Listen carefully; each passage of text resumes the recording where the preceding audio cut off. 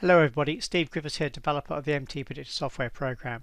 In today's MT Predictor video, I'd like to have a look at using some of our more advanced tools in the MT Predictor software program for uncovering trade setups, and I'd like to look at an example, a Forex example on the British Pound US Dollar.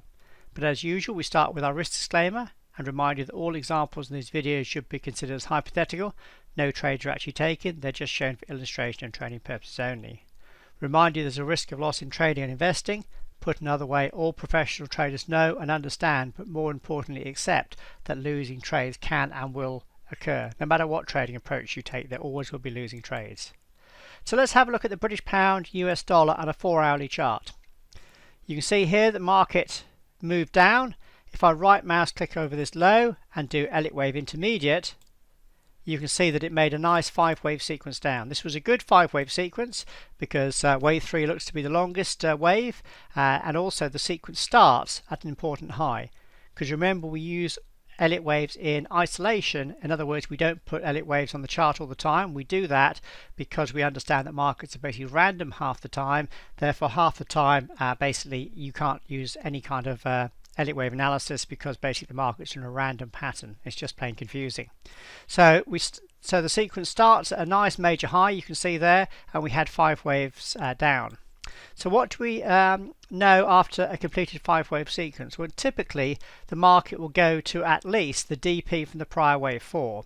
So if I just use training mode here and I jump back to here, and now I can place this on the chart. So I right mouse click off the prior wave 4 and I do DP. You can see that's your target on the chart in advance. Just turning training mode off, you can see that the market did indeed reach that level.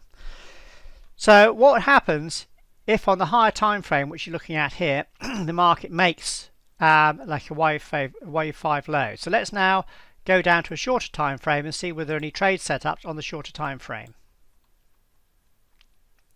This was where the hourly wave 5 low, the hourly 4 hourly chart low was here.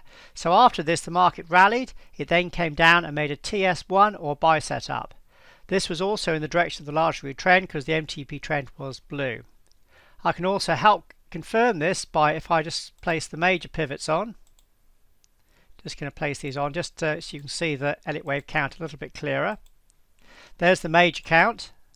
So if I right mouse click over this low and now do Elliott wave major, you can see there's the same 5-wave sequence, 1, 2, 3, 4, 5, starting at the major high.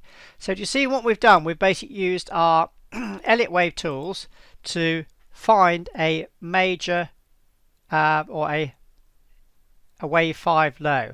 After that, we've assumed that the market trend is up.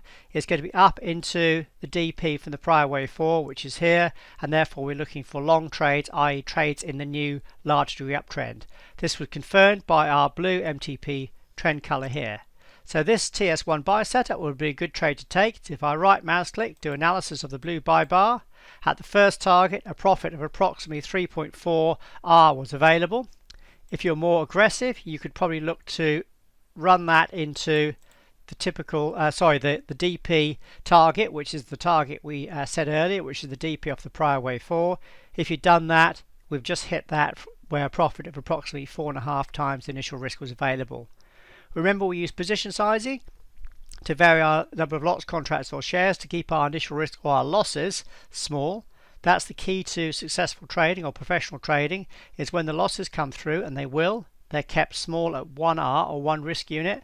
But overall, we're looking to have profits when they come through to be large in relation to the initial risks, as you can see here, approximately 4.5 times the initial risk. In this case, risking less than 2% of a sample $20,000 account.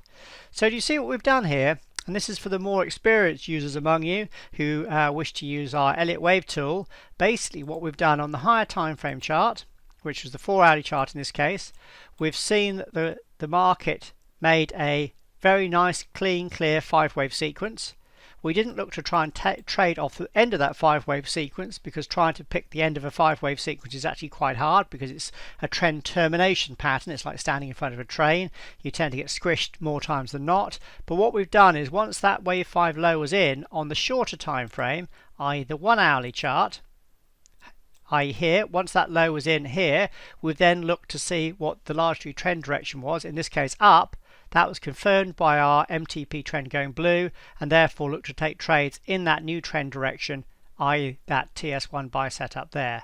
So as you can see, a good example of how to use some of the more advanced tools in MT Predictor to uncover potential trade setups. Again, this is probably for the more experienced users among you, but it just shows that MT Predictor is not just a one trick black box system. We have more advanced tools for the more experienced users in which you can uncover additional trade setups yourself, but with the same consistent approach of keeping your initial risks or losses small and your profits large.